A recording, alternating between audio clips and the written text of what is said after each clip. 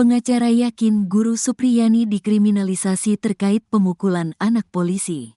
Pengacara Guru Supriyani yakin kliennya dikriminalisasi terkait pemukulan terhadap anak polisi. Lantas pengacara Andri Darmawan mengaku bakal membuktikan jika kasus Guru Supriyani tersebut direkayasa.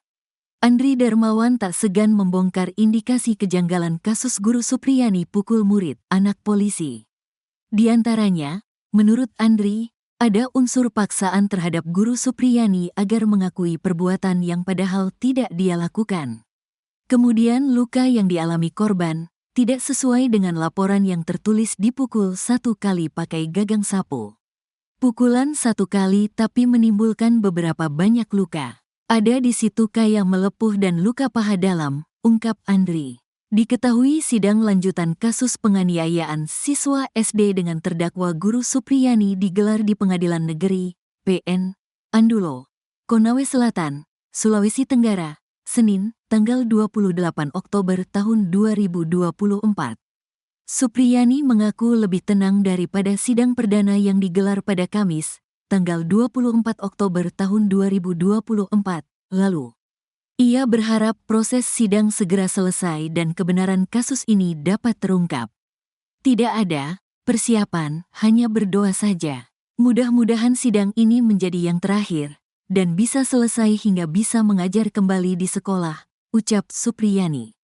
Kuasa hukum Supriyani, Andri Darmawan mengatakan agenda pada sidang kedua yakni pembacaan eksepsi. Menurutnya, kasus penganiayaan siswa SD direkayasa oleh pelapor yakni orang tua korban yang juga anggota polisi. Kemudian ada paksaan kepada Ibu Supriyani untuk mengaku padahal dia tidak melakukan. Ada permintaan 50 juta rupiah. Jadi itu semua pelanggaran prosedur, ungkapnya, dikutip dari tribunnyusultra.com.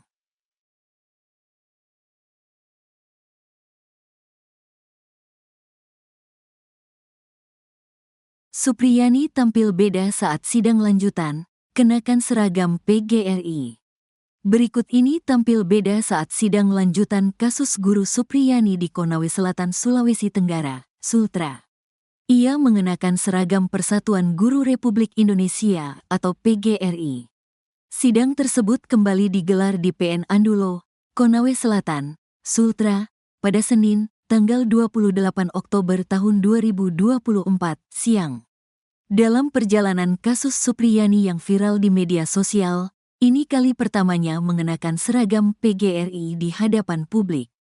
Sebelumnya, pada sidang perdana, ia memakai pakaian hitam putih.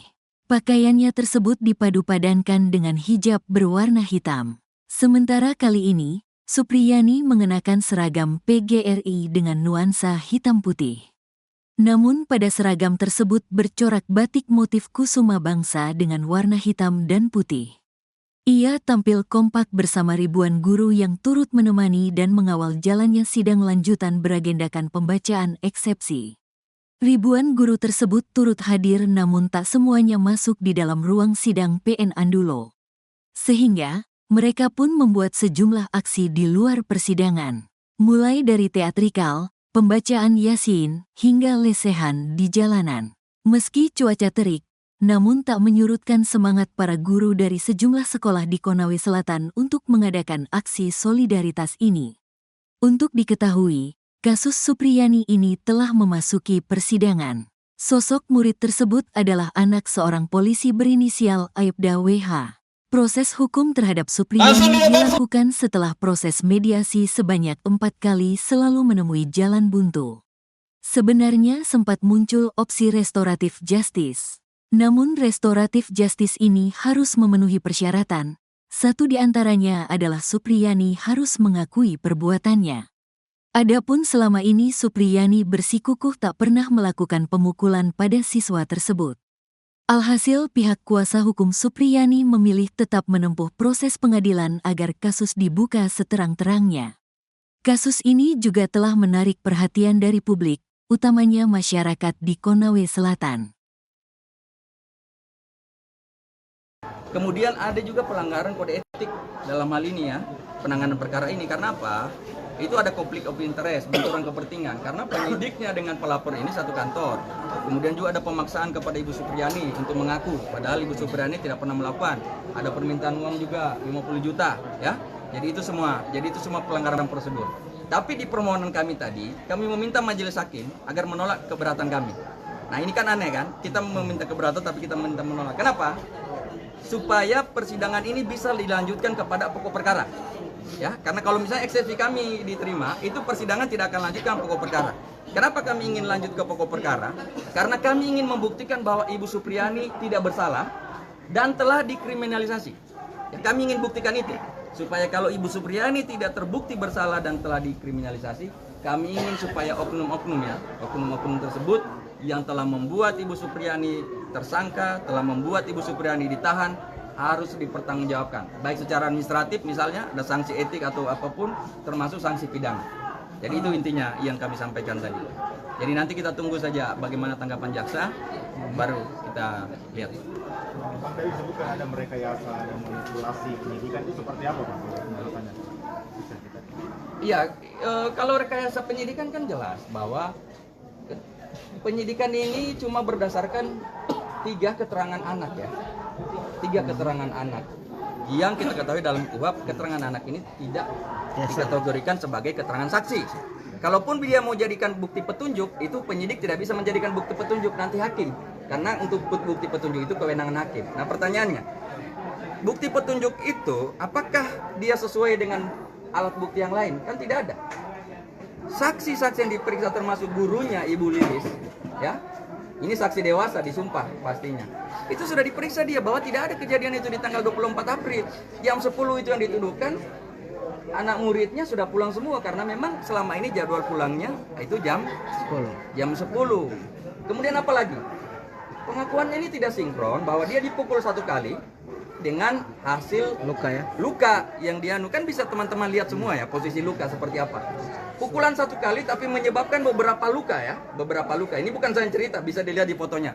Ada dia di situ kayak melepuh, kemudian ada beberapa paha dalam luka. Nah itu yang, nah terkait luka ini dulu di tingkat penyidikan kita sudah minta supaya dilakukan rekonstruksi. Maksudnya kita ingin rekonstruksi bagaimana sih caranya Ibu Supriyani ini memukul dengan 1 kali pukulan sehingga menyebabkan itu kan. Kan kita ingin praktek ini toh, praktek. Tapi itu tidak ditanggapi oleh penyidik. Jadi mereka minta karena katanya tidak ada saran dari jaksa. Nah ditambah lagi dengan banyaknya permintaan uang kan. Nah, ini kami buka aja karena ini catatan Ibu Supriyani ini alhamdulillah Ibu Supriyani guru ya. Jadi catatan beliau rapi. Ya, kalau saya mungkin yang mengalami, saya tidak akan mungkin catat itu sedetail misalnya kejadian tanggal ini sekian. Nah, itu ada beberapa fakta yang kami temukan dari catatan Ibu Supriyani. Permintaan uang ya. Termasuk yang 2 juta itu Bang ya untuk penangguhan. Pertama, itu katanya bilang ada Supriyani datang mengaku dia telah bersalah. Tahu tidak kenapa bisa terjadi itu? Ibu Supriyani ditekan sama penyidiknya namanya Jeffrey.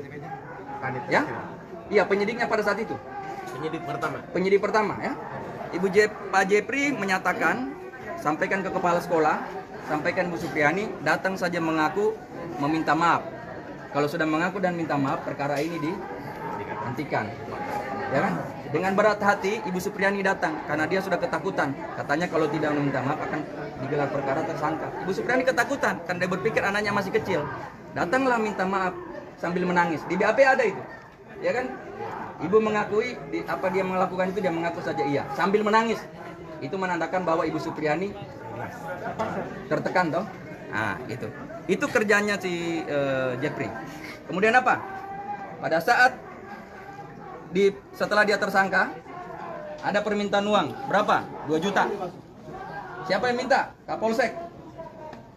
Siapa saksinya? Ibu Supriyani dan Pak Desa. Sudah diambil oleh Kapolsek di rumahnya Pak Desa. Berapa nilai uangnya? 2 juta. Uangnya Ibu Supriyani 1.500.000 ditambah dengan uangnya Pak Desa 500.000. Kemudian apa lagi? Pada saat mau di kejaksaan, ditelepon oleh orang dari perlindungan anak. Katanya dari pihak kejaksaan meminta 15 juta supaya tidak ditahan. Ya kan? 15 juta supaya tidak ditahan. Ibu Supriyani tidak bisa lagi menyanggupi karena dia tidak ada duit. Ya kan? Nah, ini dari awal kita sudah lihat bahwa ini luar biasa di seseorang guru honorer dimainkan oleh jahatnya para aparat penegak hukum kita. Ya? 50 juta, Bang. Oh, 50 juta ya, disampaikan itu. Ada dalam catatan Ibu Supriyani disampaikan. Dan kalau dia mengelak kanit, kami ada rekamannya. Yang minta siapa? Hah? Yang minta uang 50 juta itu Iya di dalam polsek itu. Kapolsek apa Iya. siapa? Jadi Nah. Jadi itu. Tapi Bang, waktu video klarifikasi kepada desa itu awalnya mereka mengatakan inisiatif pertama. Bukan inisiatif. Jadi kami sudah ada kanit Intel kanit Reskrim tidak usah mengelak. Sudah ada rekamannya di sini. Dia datang minta kepala desa supaya memperhalus bahasanya. Dia mengakui bahwa betul ada permintaan 50 juta itu. Nanti kami perdengarkan di persidangan. Video pada desa itu yang mengakui bahwa awal asal mula itu 50 juta itu bahwa inisiatif dari Pak Desa itu memberikan keterangan dia lagi tertekan. Dan Pak Desa akan kami siap dampingi. Dia ditekan-tekan. Faktanya bahwa sekarang kami sudah ada bukti rekaman bahwa kanit itu datang meminta ke Pak Desa supaya diperhalus bahasanya. Dia sudah tertekan. Iya, ada. Kalau penjelasannya 50 juta bagaimana Bang? Tadi belum clear itu. Kalau penjelasannya kanit, 50 juta itu untuk Kapolsek. Itu untuk Kapolsek? menghentikan kasus. Iya, untuk menghentikan, selesaikan Yang kasus. minta siapa Bang? Sebenarnya? Yang minta kan lewat kanit. Kanit lewat kanit disampaikan. Ke kepala desa tuh langsung. Iya, ke kepala desa. Kepala desa. Kepala desa yang sampaikan. Iya, iya, iya. Clear itu. Clear ya? Uang 50 juta itu untuk apa sebenarnya? Yang nggak tahu, katanya pokoknya untuk penghentian perkara. Jadi ada permintaan 50 juta, Ya. ada 2 juta sama Ya. 15 juta. Yang diberikan cuma 2 juta. Di kejaksaan 15 juta. Ya, itu kejaksaan yang menyampaikan orang dari perlindungan anak. Oke. Biar kasusnya dihentikan atau Tidak ditahan. tidak ditahan dan hukuman atau